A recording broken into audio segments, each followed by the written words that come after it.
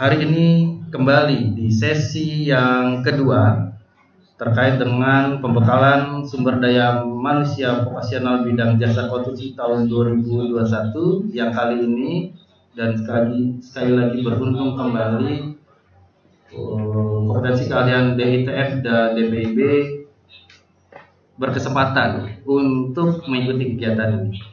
Tentu saja Pak Ihsan dan teman-teman Bapak Ibu guru berharap jangan sampai sia-sia kegiatan ini bisa diikuti dengan baik karena akan nempel terus itu sertifikat kepada Anda semua di dalam menjalankan aktivitas Anda dan melanjutkan karir Anda semua.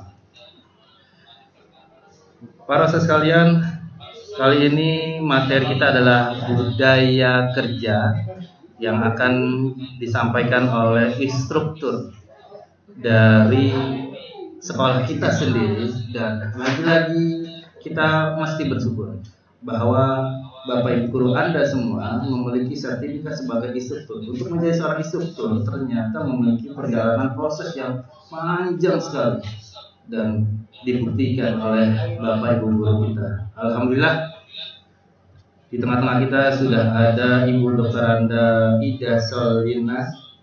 Bagaimana kabarnya Bu Ida? Sehat? Sehat, alhamdulillah. Terima kasih Bu Ida yang akan ditemani oleh Ibu Nadia dan Pak Abdul Rojak. Mengucap bismillah, kita akan melaksanakan kegiatan ini dengan baik.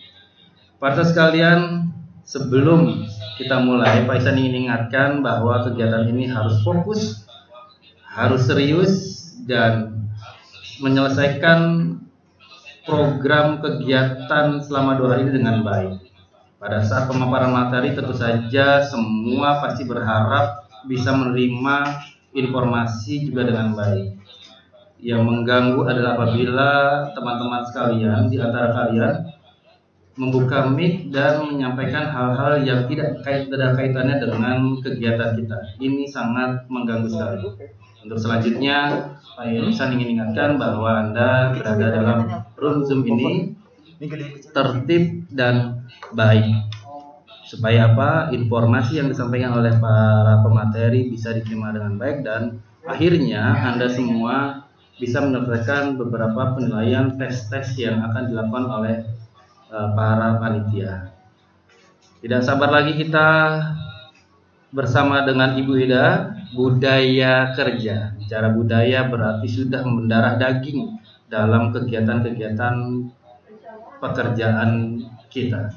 Bagaimana membudayakan dan seterusnya, seperti apa budaya-budaya kerja yang baik yang diterima oleh masyarakat atau diterima oleh dunia usaha maupun dunia industri. Kepada Ibu Ida, waktu dan tempat dipersilakan. Terima kasih Pak Ihsan. Sebelumnya yang saya hormati Bapak Kepala Sekolah, Bapak Ahmad, yang saya hormati Bapak Ibu Manajemen Kalimantan II, serta panitia dan semua rekan guru yang Alhamdulillah. dan yang pertama calon Enaknya ya? tukang Maunya gambar 3,5 aja udah. Selamat siang. Gimana Bu Dian? Ada yang naksir? Betul. Assalamualaikum warahmatullahi wabarakatuh. Ya. Salam sejahtera bagi kita semua. Kiranya kesehatan selalu menyertai kita di dalam kegiatan kita di sepanjang hari kita pada hari ini. Kalau tadi kalian sudah mendengar paparan dari Pak Eko, ada banyak undang-undang yang harus kamu ketahui ketika kamu bekerja di bidang konstruksi. Walaupun pada pembekalan ini kamu dispesialisasikan untuk gambar 3D, itu berupa gambar sipil, dan untuk yang DPR itu di Bangkitu. Beberapa undang-undang yang sudah disampaikan Pak Eko biar itu menjadi pengetahuan kamu dan bisa kamu ingat, dan ketika diuji oleh asesor dari PUPR itu boleh bisa kamu jawab dengan tepat. Saat ini materi yang akan saya sampaikan adalah materi tentang budaya kerja.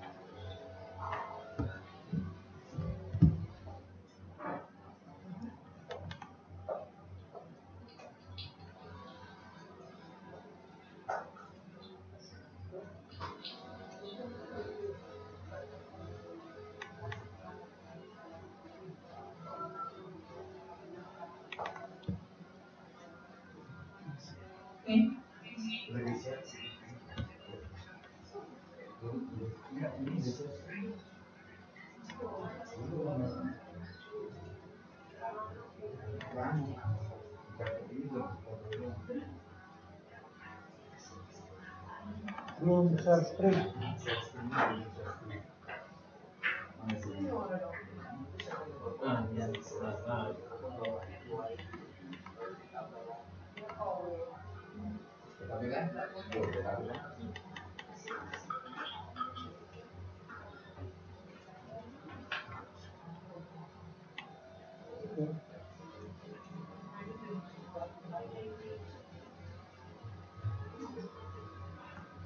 Oke.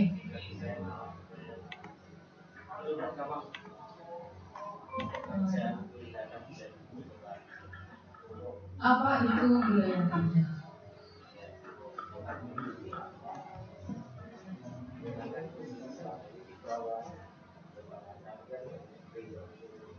Budaya kerja adalah suatu falsafah dengan didasari pandangan hidup sebagai nilai-nilai yang menjadi sifat, kebiasaan, dan juga pendorong yang dibudidayakan dalam suatu kelompok dan tercermin dalam sikap menjadi perilaku, cita-cita, pendapat, pandangan, serta tindakan yang terwujud sebagai kerja atau bekerja.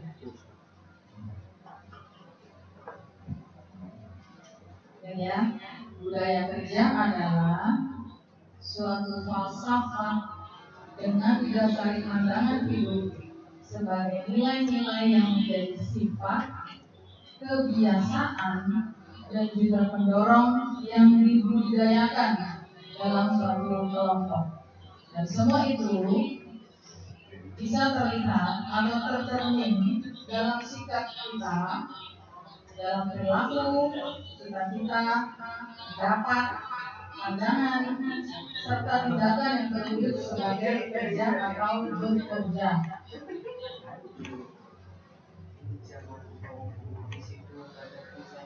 Dasar hukumnya dari budaya kerja itu ada di Permenpan RB nomor 39 tahun 2012 yang menyatakan bahwa budaya kerja adalah sikap dan perilaku individu dan kelompok yang didasari atas nilai-nilai yang diyakini kebenarannya dan telah menjadi sifat serta kebiasaan dalam melaksanakan tugas dan pekerjaan sehari-hari. Saya ulangi, Permenpan RB nomor 39 tahun 2012 menyatakan budaya kerja adalah sikap dan perilaku individu atau kelompok yang didasari atas nilai yang diyakini kebenarannya dan telah menjadi sifat serta kebiasaan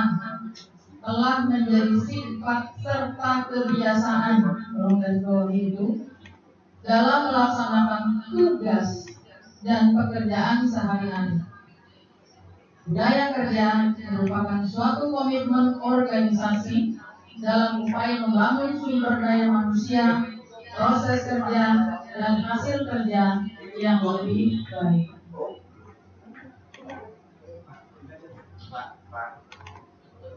Ada 6 aktualisasi dari budaya kerja. Yang pertama, pemahaman terhadap makna bekerja. Yang kedua, sikap terhadap lingkungan pekerjaan. Yang ketiga, sikap terhadap waktu. Yang keempat, sikap terhadap alat yang digunakan untuk bekerja. Bro.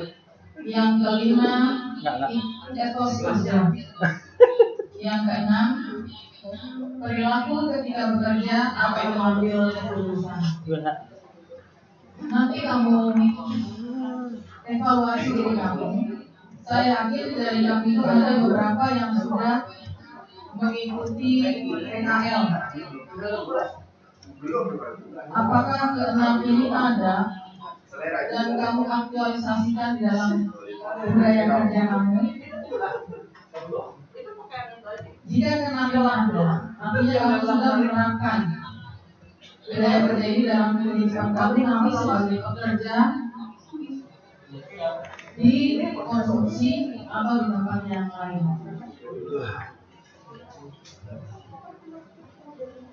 Beberapa manfaat budaya kerja bagi instansi.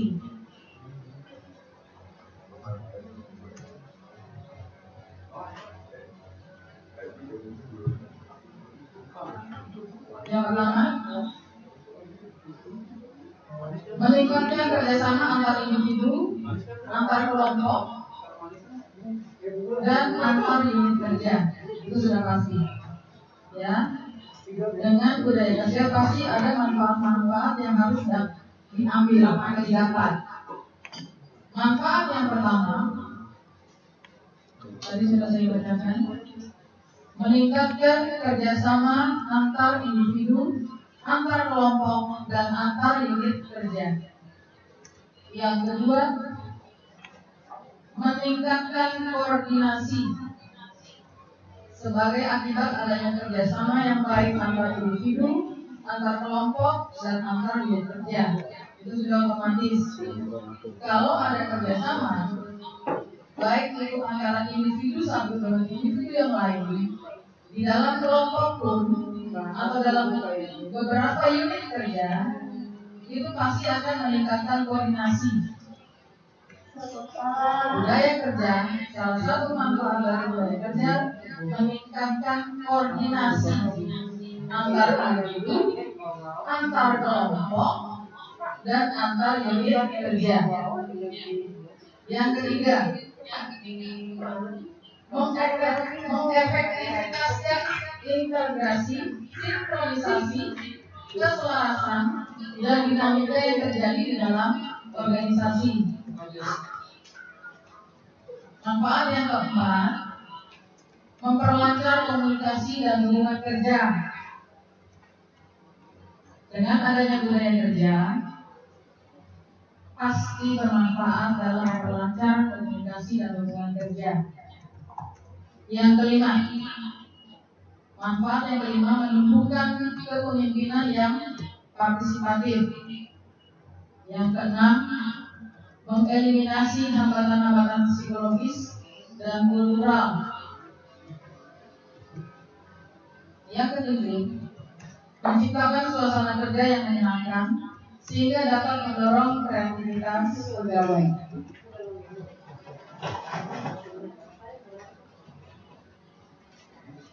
Kita masuk ke nilai-nilai organisasi. Nilai-nilai organisasi merupakan suatu tuntutan. Nilai-nilai organisasi merupakan sebuah tuntutan atau pedoman. Tuntutan atau pedoman yang mendasari bagaimana individu di dalam sebuah organisasi berpikir, bersikap, bertindak, dan mengambil keputusan. Dalam mengembangkan budaya kerja, maka perubahan nilai-nilai organisasi perlu dilakukan. Ada dua cara yang harus dilakukan secara bersamaan. Ada dua cara yang harus dilakukan secara bersamaan. Yang pertama, melalui praktek keteladanan. Melalui praktek keteladanan penerapan nilai-nilai oleh para pemimpin organisasi. Dalam hal ini, pemimpin menjadi panutan atau role model.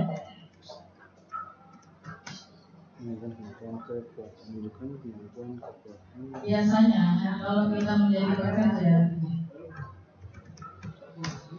kita selalu berharap pimpinan kita itu adalah orang-orang yang patut kita teladani. Nah, inilah cara yang dilakukan untuk menaikkan nilai-nilai organisasi melalui keteladanan dari para pemimpin organisasi, karena mereka adalah panutan atau role model.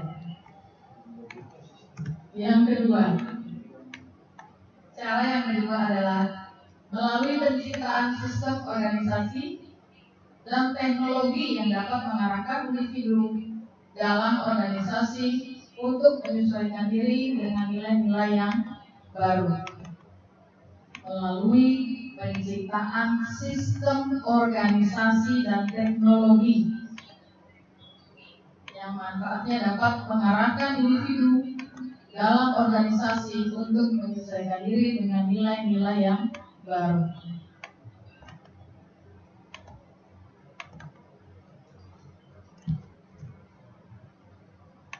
Saya akan tampilkan video tentang etos kerja yang dibentuk oleh nilai budaya kerja. Etos kerja adalah suatu paradigma kerja yang diyakini oleh seseorang atau sekelompok orang yang diberikan secara nyata berupa perilaku khas kerja mereka.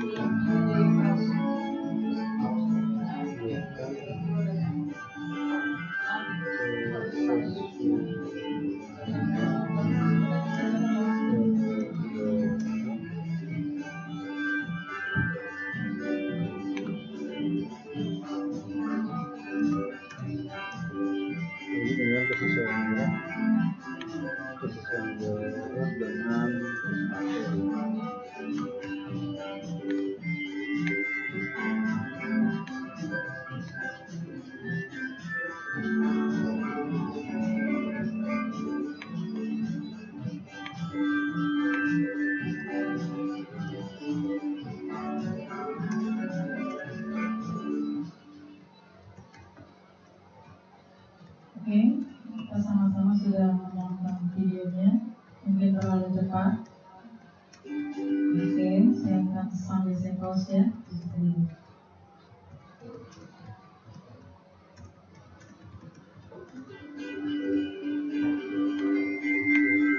Etika kerja.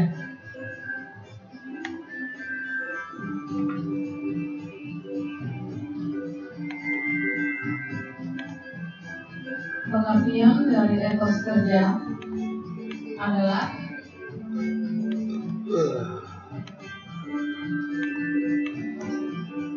etos kerja merupakan sehimpunan perilaku positif yang lahir dari sebagai dua keyakinan fundamental dan komitmen total pada sehimpunan paradigma kerja yang integral. Mohon ingat, etos kerja merupakan sehimpunan atau sekumpulan perilaku positif yang lahir dari sebagai sebuah keyakinan fundamental dan komitmen total pada sehimpunan paradigma kerja yang integral.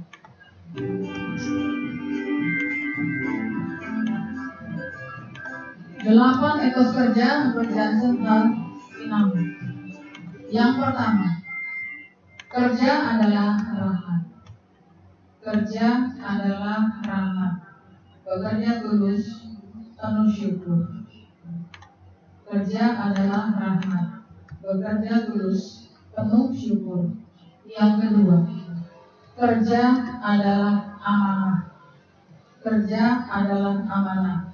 Bekerja tulus, penuh tanggung jawab. Kalau yang pertama, sebagai kerja sebagai rahmat, kita harus bekerja secara penuh syukur dan tulus. Kalau yang kedua, kerja sebagai amanah, kita harus bekerja penuh dengan tanggung jawab. Yang ketiga, kerja adalah panggilan. Berarti bekerja tulus, penuh dengan integritas. Yang keempat, kerja adalah aktualisasi. Bekerja tulus, penuh dengan semangat. Yang pertama, bekerja dengan penuh syukur, tanggung jawab, integritas, dan semangat. Yang kelima,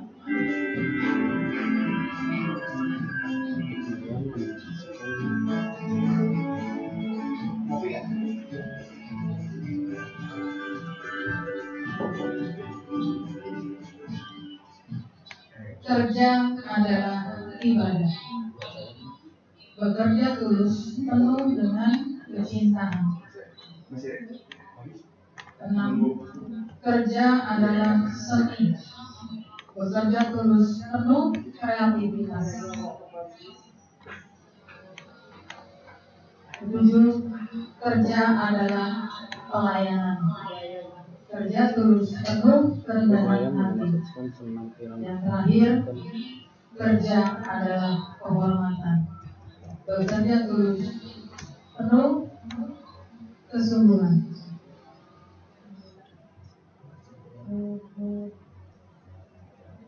Oke. Berarti yang pertama, saya ulang.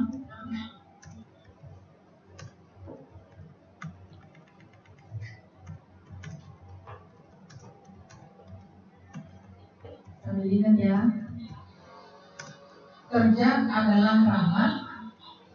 Bekerja tulus, penuh syukur. Kerja adalah amanah. Bekerja tulus, penuh tanggung jawab. Kerja adalah panggilan. Bekerja tulus, penuh integritas.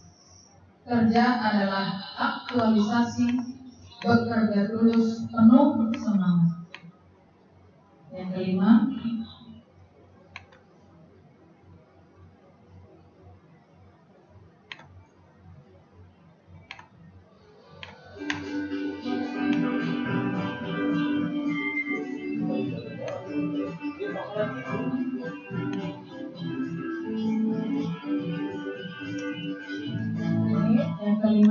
kerja adalah ibadah. Bekerja tulus, penuh kecintaan. Kerja adalah seni. Bekerja tulus, penuh kreativitas. Kerja adalah pelayanan. Bekerja tulus, penuh dengan kerendahan hati. Yang terakhir, kerja adalah kehormatan. Bekerja tulus, penuh keunggulan. Lanjut.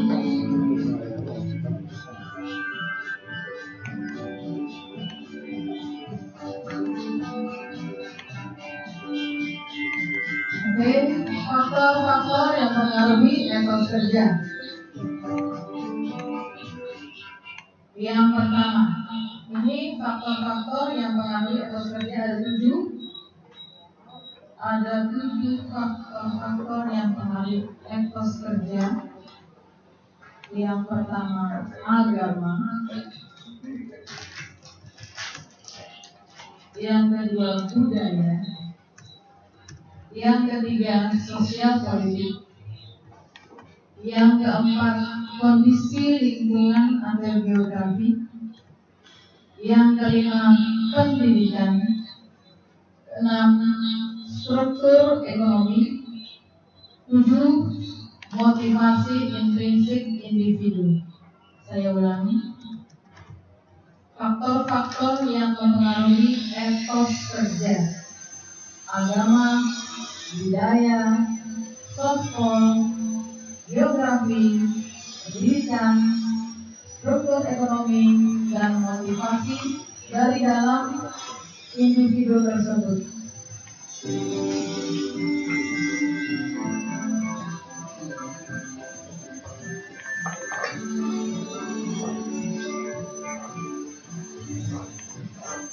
Perbedaan etika profesi dan etika kerja. Oke.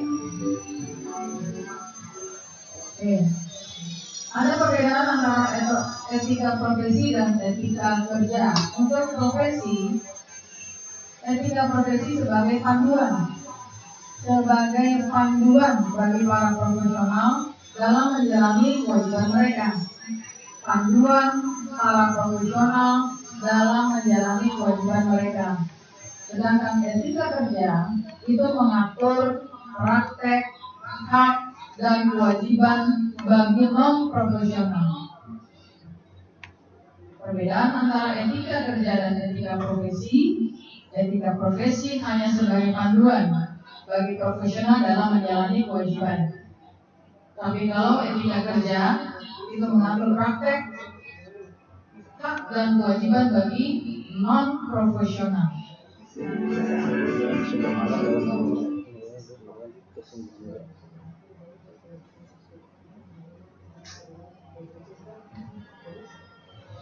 Oke, kita lanjut ke materi selanjutnya.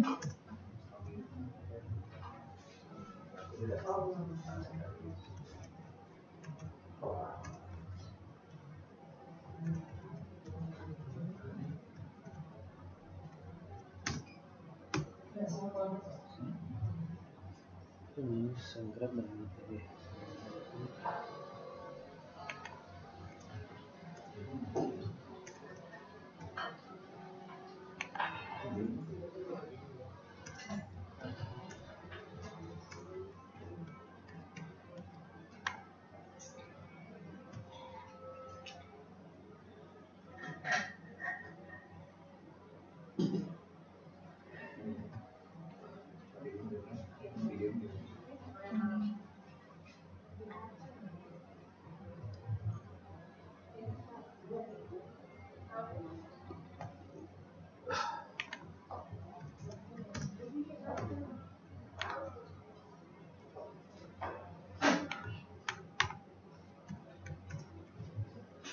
Sahabat yang aku, ini kalau laptop pinjaman seperti ini.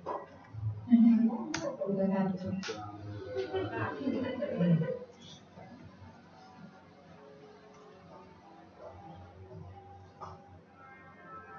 Ini kan kontribusi.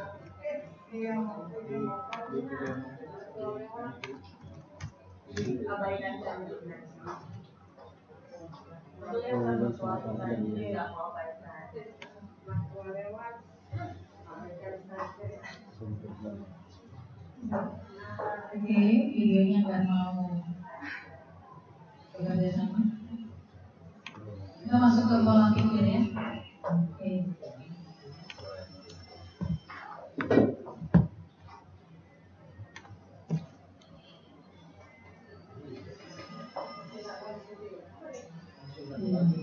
Tadi bisa dilihat persen agak murah, ketemu laptopnya agak mahal, terus nggak mau video. Jadi kita nggak usah nonton juga ya. Kita masuk ke materi pola pikir. Pola pikir adalah kerangka mental yang membangun sebuah makna tertentu yang menentukan pandangan, sikap, dan perilaku seseorang. Pola pikir sangat dipengaruhi oleh sistem kepercayaan atau sistem nilai yang dimiliki, nilai-nilai keluarga, pendidikan, dan lingkungan. Kalian, pola pikir kalian, pola pikir saya, atau pola pikir dia itu dipengaruhi oleh keluarga, pendidikan, dan lingkungan.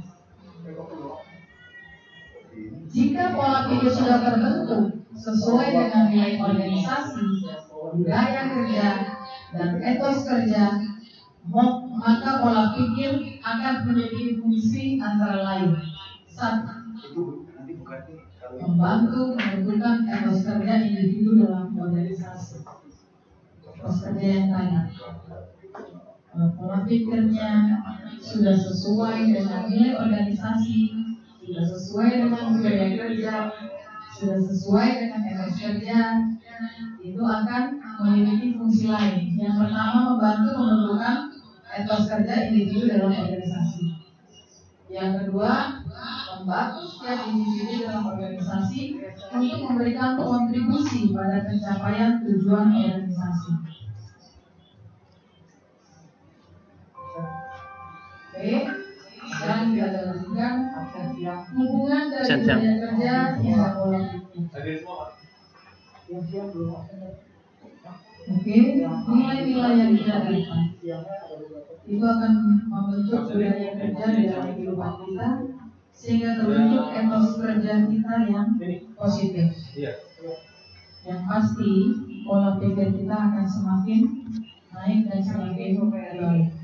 Tergantung dari nilai-nilai kebaikan yang dasar nilai-nilai kebaikan yang diberikan kepada kita.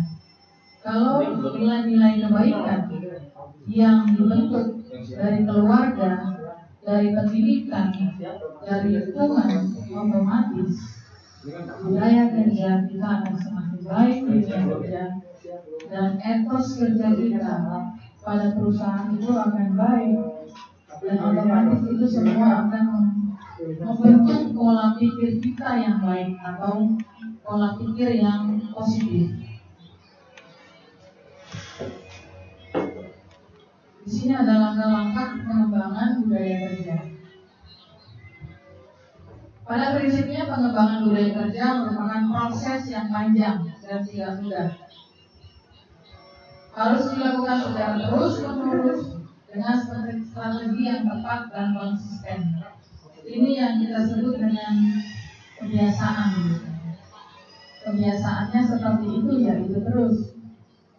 Jadi pada prinsipnya pengembangan budaya kerja merupakan proses yang panjang dan tidak mudah.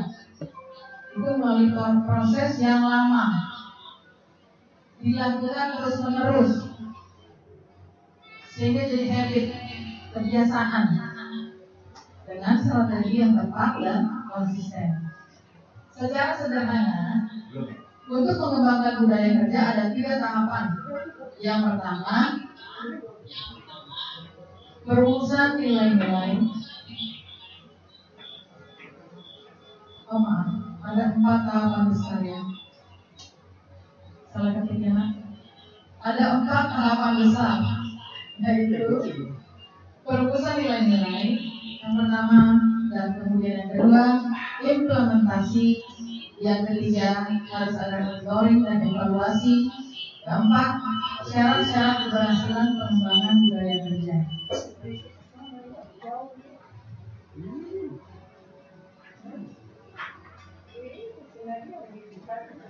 Itu dayang-dayangnya banyak.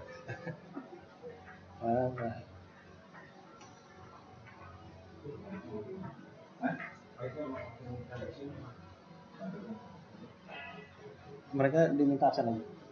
Ya, untuk ini udah bisa kan dari pagi absen siang. Oh iya, absen siang juga ya? Masih sama. Oh, masih sama ya? Pakai absen yang sama, linknya sama. Oh iya. Belum di call tadi. Kalau dari UPN nanti juga bisa dicek biasanya di kode. Ini kan kalau yang kita cuma satu hari itu nggak tahu siang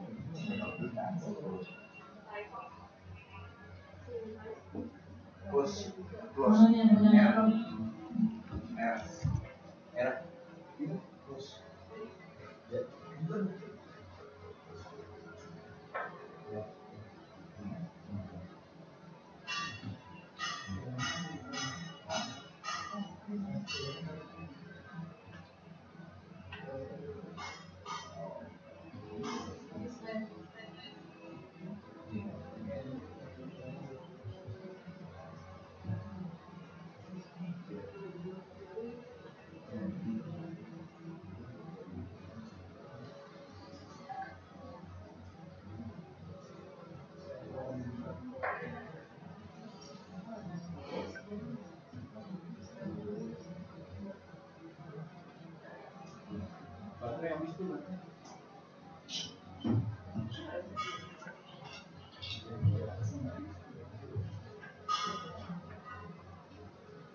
yang pertama perumusan nilai-nilai, yang kedua implementasi, monitoring dan evaluasi yang ketiga, yang keempat adalah syarat-syarat keputusan.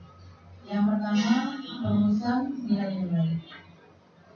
Nilai-nilai baru adalah nilai-nilai yang dipercaya akan membawa organisasi mencapai visi dan menuntaskan misinya. Nilai-nilai tersebut harus berangkat pada apa yang sesungguhnya berlaku dalam organisasi dari hari ke hari untuk menjadi lebih baik.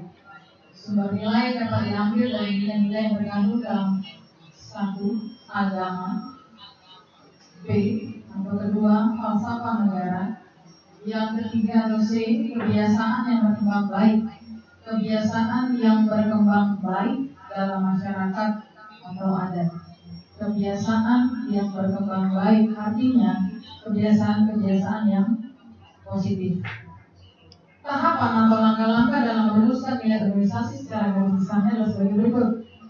Yang pertama ada perencanaan, yang kedua ada mengidentifikasikan nilai, yang ketiga mengidentifikasi area sensitif, yang keempat menetapkan perilaku utama, yang kelima merumuskan bagaimana mengukur perilaku utama.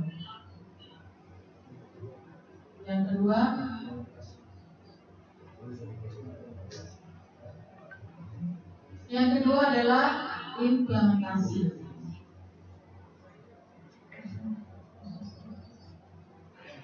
Tahap selanjutnya adalah sosialisasi, yaitu proses mengkomunikasikan apa yang telah disepakati. Hal ini dilakukan untuk membangun penerimaan dan keterlibatan seluruh pegawai. Proses sosialisasi harus dipahami sebagai kampanye atau kegiatan yang dirancang untuk mencapai 3 hal. Yang pertama, melibatkan orang lain. Yang kedua, merangsang diskusi tambahan. Yang terakhir, mengkomunikasikan bagaimana nilai-nilai akan diukur. Dalam Permen PAN dan RB nomor 10 tahun 2011, faktor-faktor ini juga berlaku untuk sosialisasi. Faktor yang dimaksud adalah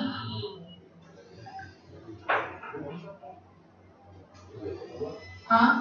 Sumber daya, resources. B. Waktu. C. Pesan kunci. D. Evaluasi. E. Sasaran. F.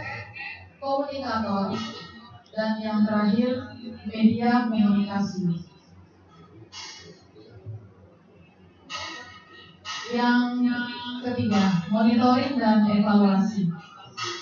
Pada dasarnya aktivitas monitoring dan evaluasi adalah untuk melihat seberapa besar kemajuan dari proses pengembangan budaya kerja. Aktivitas monitoring dan evaluasi adalah untuk melihat seberapa besar kemajuan dari proses pengembangan budaya kerja. Monitoring dan evaluasi berdasarkan Permen nomor Per 01 M 1/2007 tentang pedoman evaluasi pelaksanaan pengembangan budaya kerja pada instansi pemerintah. Dalam pedoman tersebut dapat dievaluasi dari nilai-nilai budaya kerja yang meliputi A. Penerapan nilai budaya kerja dalam kepemimpinan dan manajemen. B. Penerapan nilai budaya kerja dalam pola pikir dan cara kerja. C. Penerapan nilai budaya kerja dalam perilaku kerja. Ya, penerapan nilai budaya kerja dalam kepemimpinan dan manajemen, pola pikir dan cara kerja, dan perilaku kerja. Nilai-nilai yang dievaluasi pada budaya kerja yang pertama, penerapan nilai budaya kerja dalam kepemimpinan dan manajemen, pola pikir dan cara kerja, dan perilaku kerja. Pokoknya mana-mana.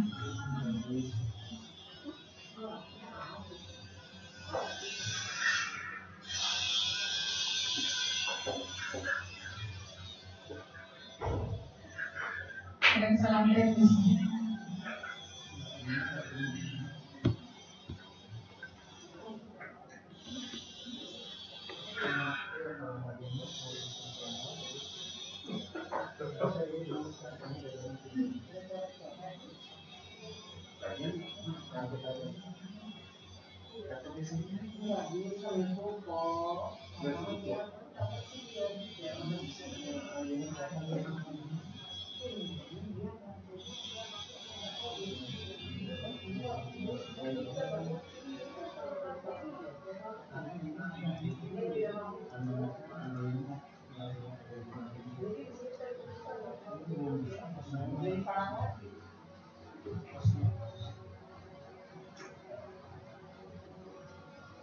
Oke, saya ulang ya.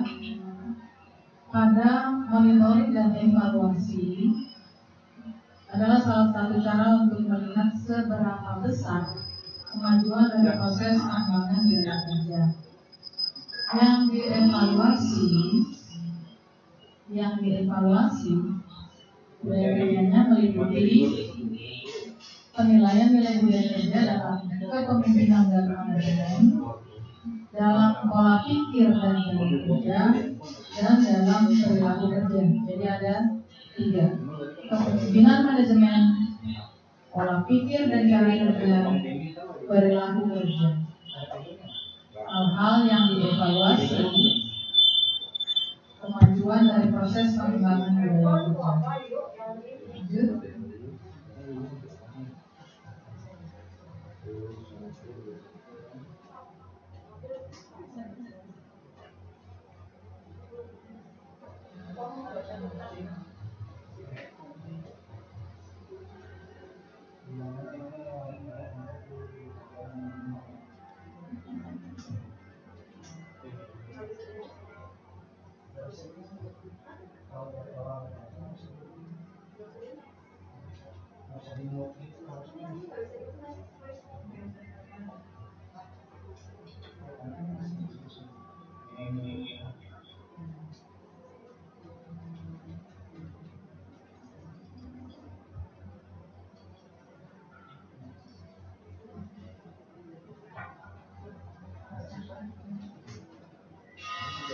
Yang keempat, syarat-syarat keberhasilan pengembangan budaya kerja.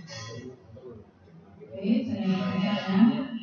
Budaya kerja baru dapat terbentuk bila hal-hal berikut ini terpenuhi. Yang pertama, komitmen dari pimpinan tertinggi kementerian atau lembaga pemerintah daerah. Yang kedua, nilai-nilai bentuk sikap perilaku positif dan produktif yang telah dirumuskan dan akan diterapkan, dapat dimengerti dan mudah diterapkan oleh seluruh pimpinan dan pegawai. Yang ketiga, pimpinan setiap jenjang menjadi panutan atau teladan. Antara pimpinan dan pegawai saling percaya, saling terbuka, dan menerima perubahan kebijakan serta metode kerja yang baru yang lebih efektif. Budaya kerja harus terkait langsung dengan kepentingan pelaksanaan tugas, pekerjaan, dan masalah-masalah yang dihadapi oleh instansi atau unit organisasinya. Budaya kerja diterapkan secara konsisten, disiplin, dan berkelanjutan. Saya ulang, budaya kerja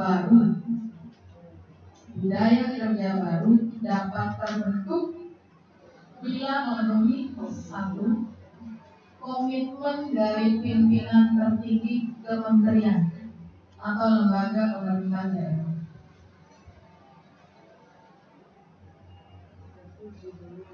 Contohnya di masa pandemi sekarang ada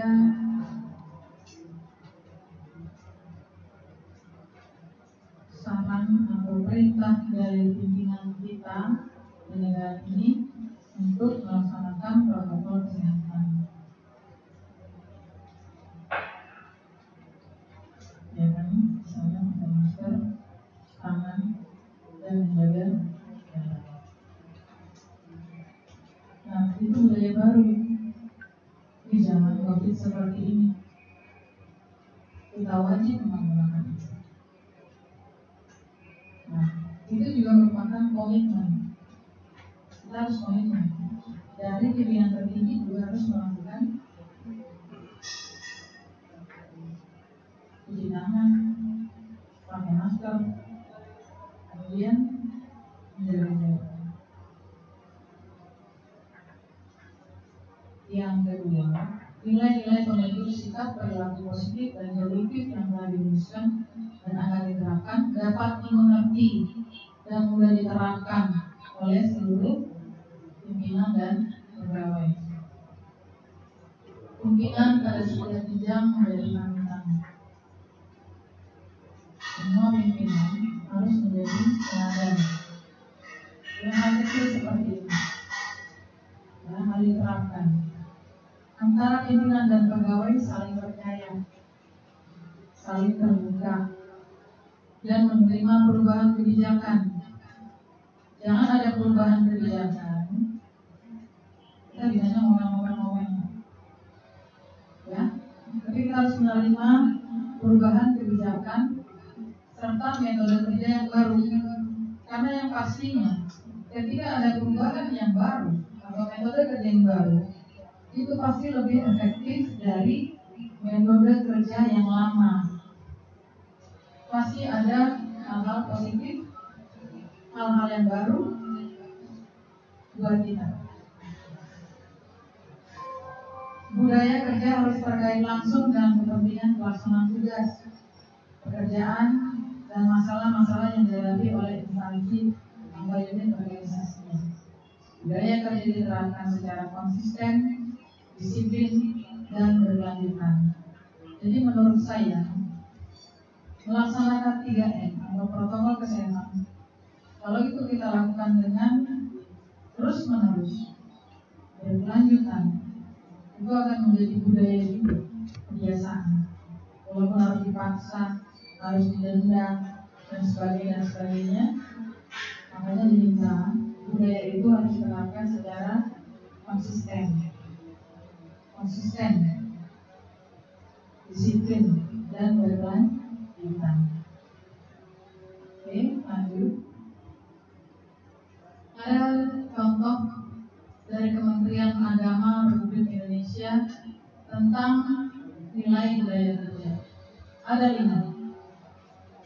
Ini salah satu contohnya: integritas, profesionalitas, inovasi, tanggung jawab, dan keteladanan. Contoh lain mungkin dari Kementerian PUPR. Masih Kementerian Agama. Ini salah satu juga budaya dari Madrasah Ibtidaiyah Negeri 1 Muko-Muko. Sama. Satu, dia ada integritas. Maksudnya integritas di sini adalah selaras antara hati, pikiran, perkataan, perbuatan yang baik dan benar. Maksud integritas di sini adalah selaras antara hati, pikiran, perkataan, dan perbuatan yang kita lakukan itu adalah yang baik dan benar. Budaya kedua, profesionalisme. Artinya bekerja secara disiplin, kompeten, dan tepat waktu dengan hal terbaik. Yang ketiga, inovasi. Jadi tidak takut akan hal-hal yang baru. Menyempurnakan yang sudah ada. Dan mengkreasikan hal baru yang lebih baik. Ini berhubungan dengan teknologi. Menyempurnakan yang sudah ada dan mengkreasikan hal baru yang lebih baik. Yang keempat, tanggung jawab. Tanggung jawab maksudnya di sini adalah bekerja secara tuntas dan konsekuen, jangan setengah-setengah. Ketika kamu diberikan tanggung jawab dalam pekerjaanmu, entah itu nanti sebagai tukang pelipur atau tukang gambar sipil, yang nantinya akan kamu dapatkan dalam bentuk sertifikat, SKK, surat keterampilan kerja. Lakukanlah tanggung jawabmu. Bekerja secara tuntas, jangan setengah-setengah, dan konsekuen. Yang terakhir, keteladanan. Sudah tahu, teladan berarti dia harus bisa menjadi contoh. Contoh yang bagaimana? Contoh yang baik bagi orang lain. Baik di dalam perkataan, dalam pikiran juga, dalam perbuatan, juga di dalam pikiran. Lanjut. Di sini juga ada contoh dari budaya kerja Kementerian Pekerjaan Umum dan Perumahan Rakyat. Ini yang jadi sponsor kita. Mereka juga punya budaya kerja. Kementerian PUPR, Pekerjaan Umum dan Perumahan Rakyat. Mereka punya budaya kerja ada 6. Punya moto, bekerja keras, bergerak cepat, bertindak tepat, berjiwa seni, utamakan keselamatan kerja. Bekerja keras, bergerak cepat, bertindak tepat, berjiwa seni, dan mengutamakan keselamatan kerja. Kalau untuk keselamatan kerja mungkin nanti aku akan mendapatkan materinya yang akan disampaikan oleh instruktur selanjutnya. Lanjut. Nah, kita masuk ke budaya kerja di SMK.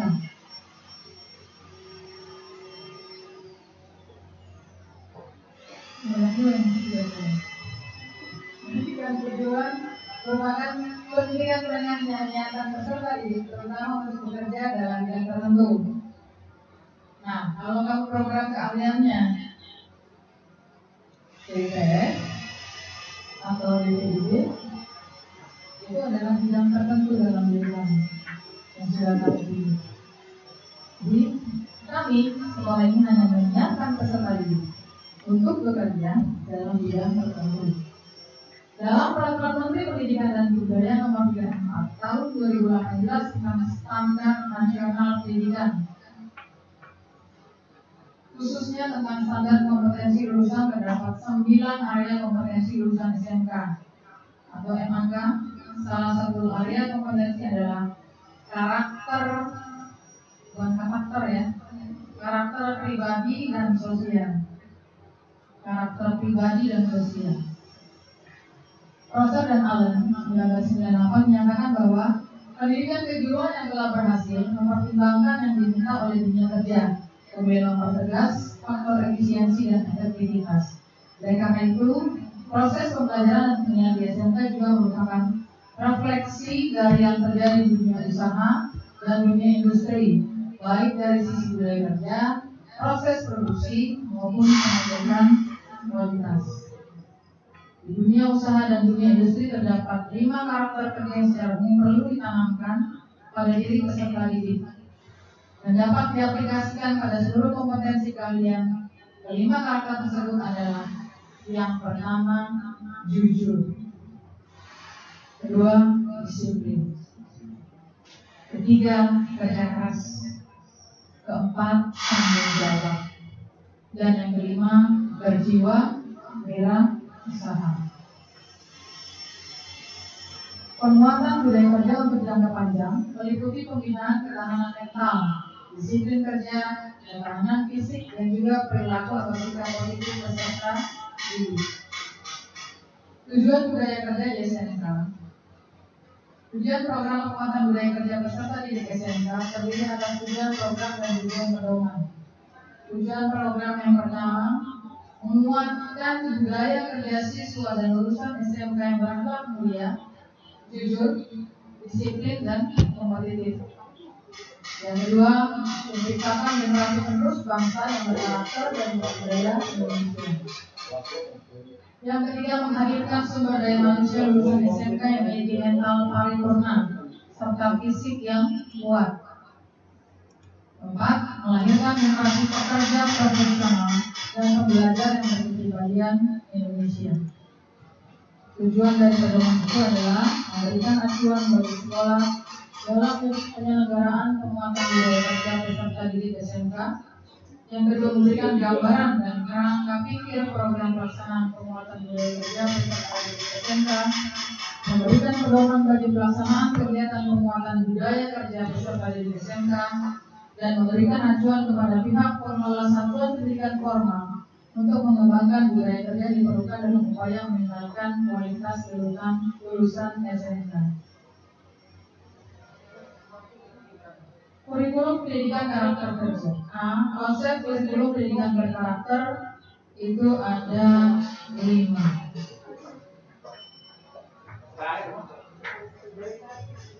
Pendidikan karakter merupakan pendidikan budi pekerti plus yang melibatkan aspek pengetahuan, kognitif, perasaan, feeling, dan tindakan, action. Dalam prosesnya dilakukan melalui knowing the good, loving the good, acting the good, yang melibatkan kognitif, emosi, dan fisik, sehingga akhlak mulia bisa berubah menjadi habit of the mind, heart, and hand.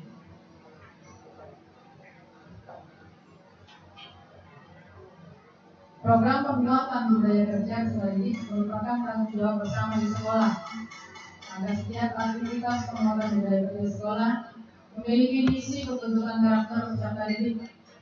Target pembelajaran saat ini adalah pemenuhan kompetensi keterampilan abad 21, yaitu kecakapan berpikir, kritis, dan pemecahan masalah. Yang kedua, kecakapan komunikasi. Yang ketiga, kecakapan kreativitas dan inovasi. Yang keempat adalah kecakapan elaborasi. Implementasi penguatan budaya kerja peserta didik SMK. Reorientasi program yang diarahkan pada proses pengembangan pendidikan secara berkelanjutan atau Development for Sustainable Education. Memiliki desain kurikulum tersendiri yang sangat implementatif berdasarkan kebutuhan serta khusus SMK dan juga bidang serta program keahlian masing-masing. Adapun tahapan implementasi penguatan budaya kerja peserta didik SMK sebagai berikut: membangun tim kerja sekolah, pembinaan kedisiplinan, pembinaan ketarunaan, pembinaan kerohanian, pembinaan minat dan bakat, pembentukan karakter kerja dan kontrak belajar. Ini semua ada di sekolah kita ya. Membangun tim kerja, disiplin, ketarunaan, kerohanian, minat dan bakat, dan pembentukan karakter kerja. Itu semua ada. Terutama pembentukan karakter kerja ini yang mendapat pada saat magang atau PKL ya. Binaan minat dan bakat itu bisa kamu lihat di kegiatan ekstrakurikuler pembinaan rohanian, pembinaan keagamaan, dan pembinaan disiplin setiap hari pada saat tidak COVID, mulai dari rambut, seragam, sepatu, semua diperhatikan. Itu semua nanti merupakan penguatan budaya kerja peserta didik SMK, terutama di sekolah kita ya. Yang ketiga sih mekanisme pelaksanaan. Dalam mekanisme yang dirancang secara bertahap dengan menggunakan 5 tahapan, terdiri dari 1. Pengkondisian, yang A. Formasi lulusan, analisis kebutuhan pelanggan, penggalian potensi peserta didik, analisis kesenjangan, penetapan strategi peningkatan kompetensi, dan analisis pola pikir pengembangan sekolah berkelanjutan. Ini dibaca sendiri kali ya. Yang kedua pembentukan, yang ketiga pelaksanaan, keempat pembinaan, kelima evaluasi.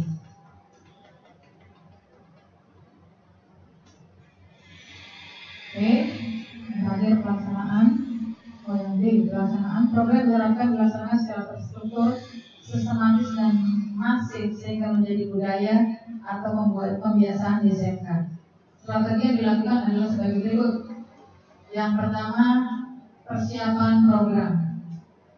Kemudian pembentukan struktur inti, pembentukan instruktur sekolah, lalu diimplementasikan di sekolah, lalu dilakukan monitoring dan evaluasi. Sistem monitoring dan evaluasi dilaksanakan untuk mengamati atau mengetahui perkembangan dan kemajuan serta mengidentifikasi permasalahan pada kegiatan-kegiatan pembinaan karakter dalam bentuk ketarunaan yang terjadi guna direncanakan upaya pemecahan hal-hal yang dimonitor dan dievaluasi pada kegiatan pembinaan karakter dalam bentuk ketarunaan mencakup aspek-aspek 1. Religiusitas. Aspek religius pada kegiatan pembinaan karakter dalam bentuk ketarunaan dilaksanakan melalui kegiatan berikut. A. Penguatan pemahaman kitab suci agama yang dianut. B. Penguatan frekuensi dan intensitas atau kebiasaan dalam melaksanakan ibadah. C. Penguatan forum pengkajian keagamaan. D. Penguatan adab dan tata krama dalam beragama. Aspek pembinaan jasmani pada kegiatan pembinaan karakter. Yang pertama, pemetaan dan standarisasi kondisi fisik, pelaksanaan kegiatan baris berbaris, dan pembinaan fisik disesuaikan dengan kebutuhan dan karakteristik program keahlian. Dan terakhir, peningkatan kemampuan kesiapan dan bela diri. Ketiga, sikap. Aspek pembinaan sikap pada kegiatan pembinaan karakter. Yang pertama adalah penguatan karakter peserta didik yang cepat, tepat, akurat, selamat, tanpa maksiat. B. Penguatan karakter yang penuh hormat, simpati, dan empati. C.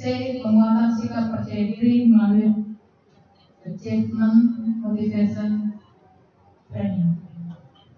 D. Penguatan sikap jujur, disiplin, dan bertanggung jawab. Terakhir, penguatan karakter berbasis kearifan lokal. Wawasan tentang DU dan D dan kewirausahaan. Aspek pembinaan wawasan tentang dunia kerja pada kegiatan pembinaan karakter dalam bentuk ketarunaan dilaksanakan melalui kegiatan berikut. Yang pertama, pengenalan jenis-jenis studi dan profesi atau okupasi yang ada di dunia kerja. B. Pengenalan mengenai jenjang karir di dunia kerja. C. Pengenalan budaya kerja. Ini yang kita akan fokuskan. Komunikasi di tempat kerja, SOP di tempat kerja, 5R dan 3S. D. Pengenalan peluang wirausaha.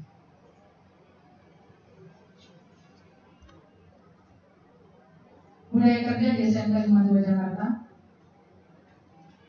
Adapun budaya kerja di SMK 52 Jakarta dapat dilihat dari visinya. Sekolah menengah kejuruan yang unggul dan berprestasi dalam persaingan global. Visinya membekali siswa menjadi teknisi tingkat menengah yang terampil, berakhlak mulia, beriman dan bertakwa, membekali siswa dengan keterampilan budaya kerja sesuai dengan standar dunia usaha dan dunia industri, membekali siswa agar dapat mengembangkan diri secara berkelanjutan, berpikir aktif, kreatif, dan terampil memecahkan masalah, membangun karakter warga sekolah untuk peduli lingkungan, dan penerapan sekolah dengan 5S. Ini kalau sebelum COVID kita masih sering setiap minggu kita bacakan di upacara hari Senin pagi. Itu juga suatu kebiasaan yang dilakukan oleh sekolah untuk membentuk budaya dalam diri kita, untuk mengingat ini semua adalah visi dan misi dari sekolah kita. Budaya kerja 5R. Sini saya akan tampilkan sebuah video.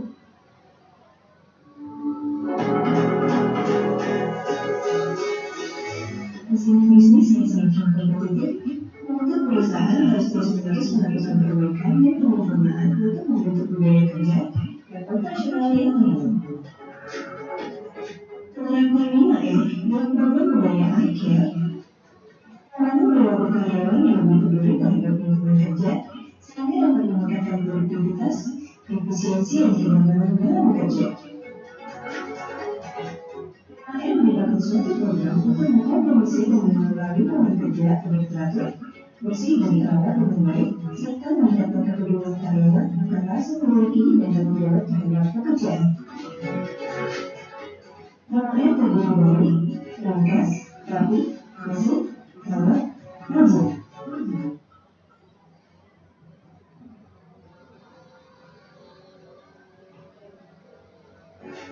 Ringkas mengatur memotivasikan sesuatu sesuai dengan konsep tertentu serta memberikan rangkaian yang berubah dari yang digunakan. Rapi mampu memanfaatkan barang dengan baik dan benar agar dapat dipergunakan dengan mudah lalu memanfaatkan ilmu besar. Bersih membersihkan lingkungan kerja dari sampah dan kotoran.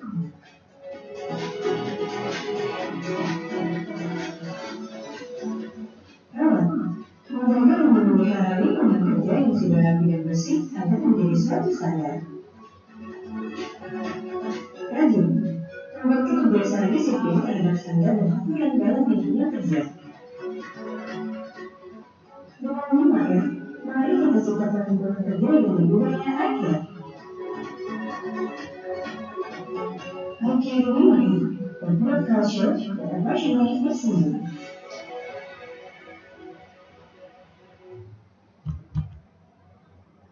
Iya, dalam video ini kita diajarkan untuk ringkas, rapi, bersih, rawat, dan rajin. iCare 5R. Iya, jadi di sini ringkas artinya kita hanya menggunakan item-item pekerjaan kita yang hanya kita perlukan saja, yang tidak perlu dibuang saja. Kemudian kita juga rapi, menempatkan semua dokumen di dalam file box, lalu juga di dalam mungkin di dalam laptop atau dalam komputer itu kita buat dengan rapi, masukkan semua berkas-berkas dalam binder dan seterusnya. Kemudian bersih, artinya kita bekerja dengan bersih.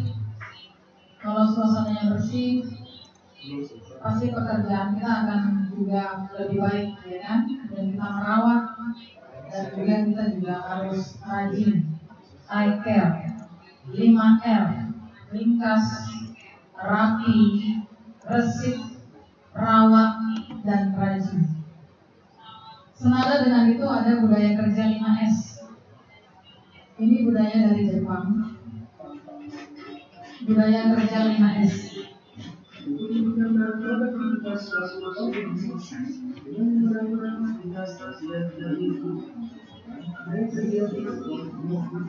meningkatkan efisiensi dari ketinggian frustasi bekerja apabila tindakan menerapkan WIFS agar dapat menjadi efisiensi efektif dan berkualitas. 5S berasal dari kata yang dimulai dari WIFS, speed, interaksi, Seton pengambilan diskusi esensinya adalah sistem yang berambisi esensi adalah sistem yang berambisi esensi yang berambisi ini adalah sistem yang bersama berkembang dan sistem yang disimpan. Untuk mendapatkan sendiri, pertama-tama melakukan kemudian transisikan dan berbagai yang berbeda. Barang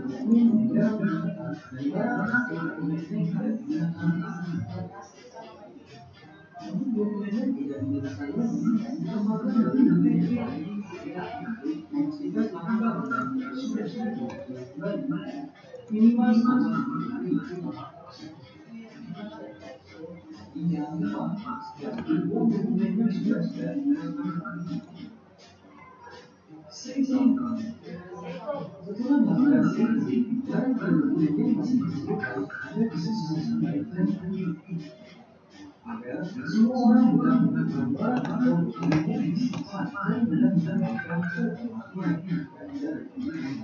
tempat penyimpanan barang atau dokumen agar tidak dilihat oleh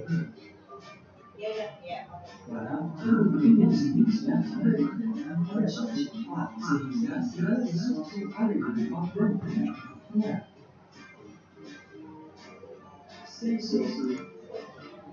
Kedua barang atau dokumen yang berada pada tempat ketika sedang bekerja, dia ada yang sehingga menjadi tempat kerja yang sangat berat. Buang sampah dengan tidak sesuai dengan jenisnya.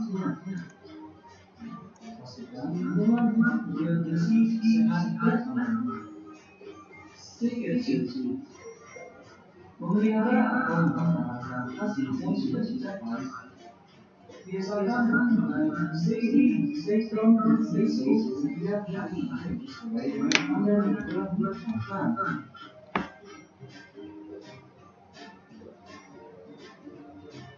Apabila benar-benar suatu orang dalam satu organisasi atau perusahaan harus melakukan proses setiap hari.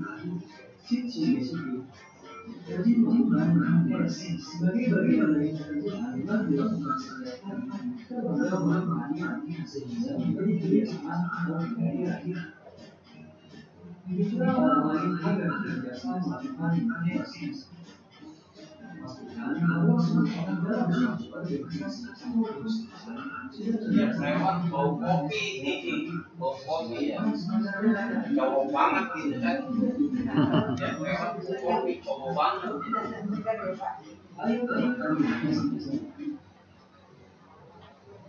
Ya. Terakhir, sebelum saya menutup materi ini, kita diajak untuk melakukan 5S. 5S ini sebenarnya tradisi budaya kerja dari Jepang. Dan kalau kita Indonesia kan 5R. Jadi 5R itu sama dengan 5S. 5S di sini adalah seiri atau bahasa Indonesia-nya sama juga dengan ringkas. Jadi kita harus membuang item-item yang tidak perlu, yang tidak berhubungan dengan pekerjaan kita. Yang kedua adalah Seiton itu rapi, menempatkan semua benda pada tempatnya, memberikan label-label namanya sehingga terlihat rapi, dan menatanya di dalam rak. Bentuknya dokumen berarti dalam rak buku, kalau dalam komputer mungkin dalam bentuk nama file. Yang ketiga adalah seiso, atau dalam bahasa Indonesia adalah resik atau bersih. Yang keempat seiketsu atau dirawat. Berarti kalau kita merawat berarti kita melakukan pembersihan, melapnya dan membersihkannya dengan baik. Yang terakhir adalah shitsuge atau rajin. saya mengajak kepada kita semua di sini untuk melakukan budaya kerja dengan menggunakan 5R ini: rapi, ringkas, rapi, resik, rawat, dan rajin. Seiri, seiton, seiso, seiketsu, dan sitsuke. Semoga apa yang disampaikan pada siang hingga sore hari ini bisa bermanfaat bagi kita semua. Saya akhiri materi saya dan mengucapkan syukur. Selamat sore. Terima kasih Ibu Ida yang telah memaparkan luar biasa baik sekali terkait dengan budaya kerja, yaitu saya menalar tentang knowledge tentang budaya kerja Bu Ida.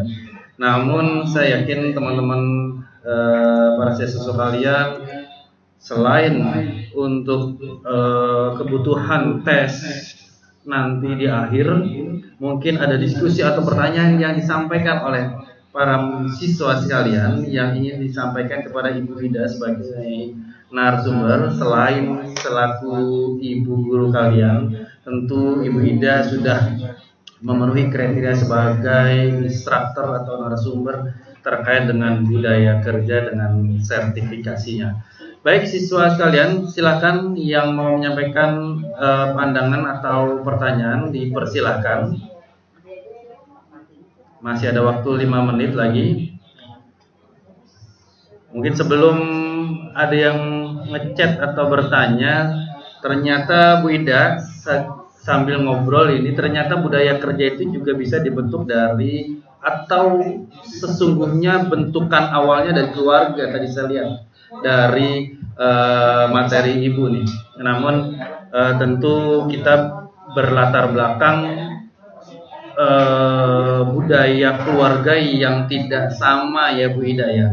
Namun akhirnya di dalam dunia kerja ternyata budaya kerja itu harus dibangkitkan, dibangun dengan meninggalkan budaya dalam tanda kutip mungkin budaya yang tidak sesuai dengan budaya kayak kerja dari rumah. Gimana kira-kira Bu Ida?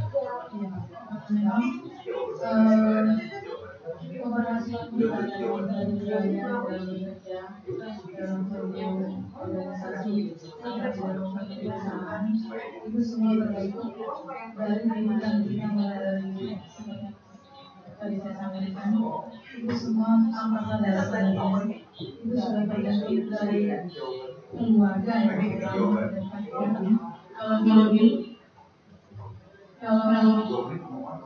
kalau di lingkungan keluarga, misalnya budaya disiplin, budaya rapi, budaya resmi, kemudian budaya ringkas, rajin, itu semua dibangun. Jadi otomatis ketika kita sampai masuk ke dalam dunia itu akan terbentuk di dalam diri kita sendiri.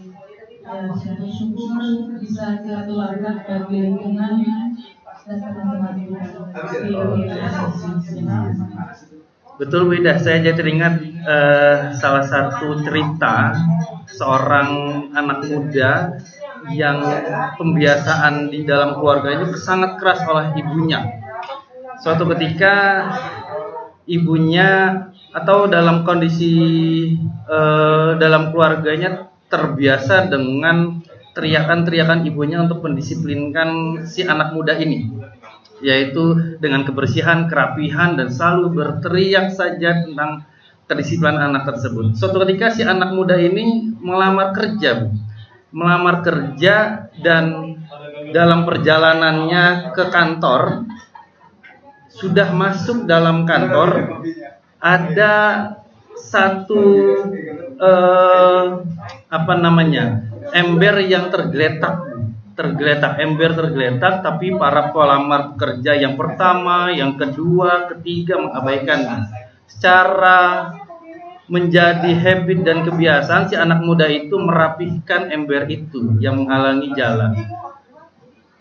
Saat itulah si anak muda pada saat dites wawancara tes, itu baru tes pertama, orang kedua, orang ketiga, oleh pemimpin perusahaannya dianggap tidak layak, dan tiba-tiba dalam tesnya si anak muda ini tanpa tes dianggap lulus tes karena kebiasaannya merapihkan ember tersebut. Atas apa? Atas budaya yang ada di rumah, teriakan orang tuanya dalam mendisiplinkan kebersihan dan kerapihan di rumah. Itu menjadi efek besar bagi si anak muda ini, akhirnya diterima di perusahaan tersebut. Bagaimana Pak? Oh iya, silakan.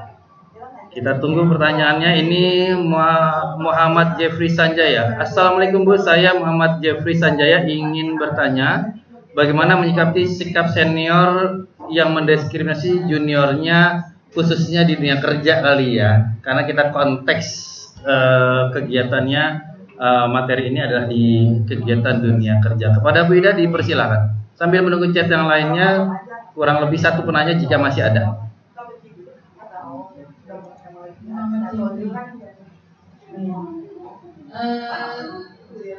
Sebelumnya nanti Pak Isan, saya juga sudah pernah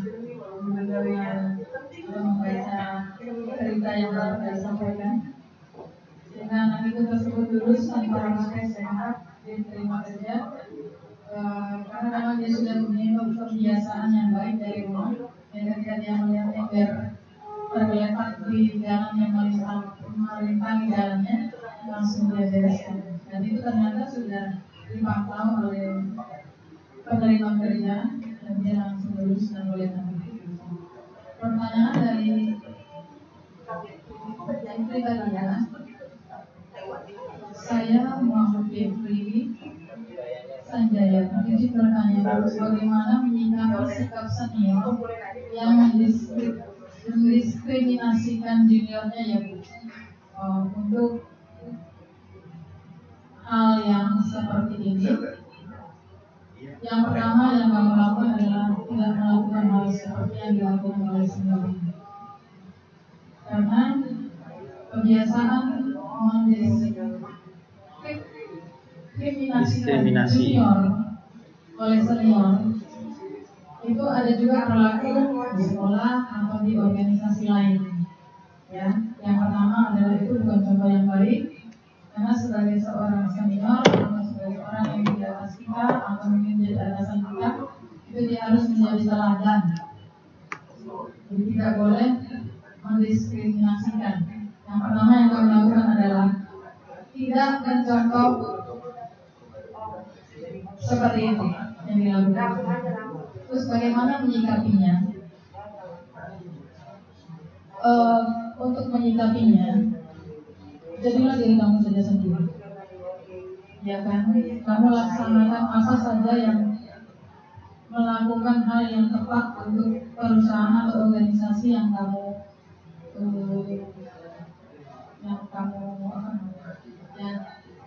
terlibat di dalamnya. Ya.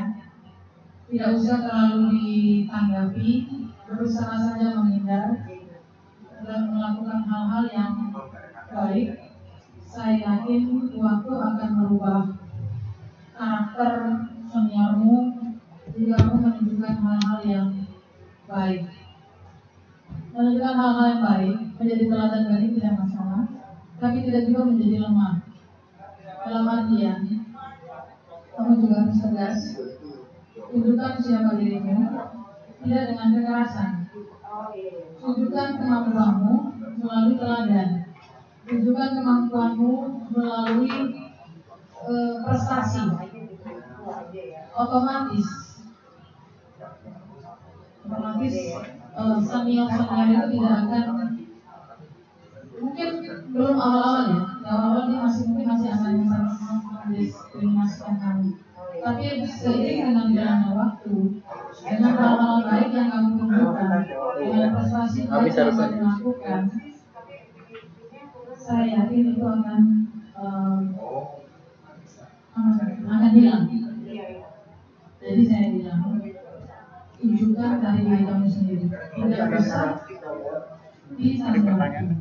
Tunjukkan dengan apa? Dengan prestasi dan dengan sikapmu yang baik. Itu saja dari Ibu. Terima kasih.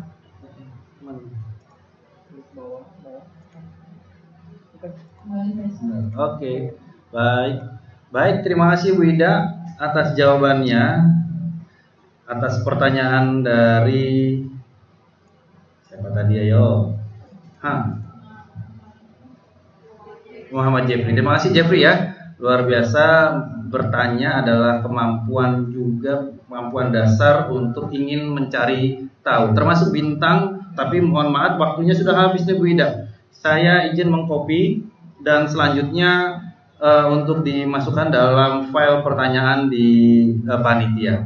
Dan akhirnya di kesempatan ini Pak Ihsan bisa menyampaikan bahwa budaya kerja yang baik berasal dari karakteristik dan kebiasaan yang baik pula dari Anda pribadi sendiri.